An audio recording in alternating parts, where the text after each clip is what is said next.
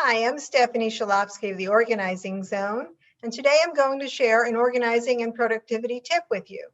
If you, like many people, you're on Zoom all day long. A lot of times there are back-to-back meetings, which makes it really hard to get the work done. The real objective is maximizing those short spans of time between the meetings. So here's what you should consider doing. At the beginning of the day, look for tasks on your list that are small, short tasks that could fill those little blocks of time. Jot them down on a piece of paper, keep them handy near your computer, and get your day started. Once you have a break, look at that list and pick one and only one task and focus on it exclusively. Get it done, and you'll be ready to get back on Zoom when the time is right. Hopefully by the end of the day, you will have checked off all the tasks on your list. So hope this tip is helpful. Stay tuned for more tips.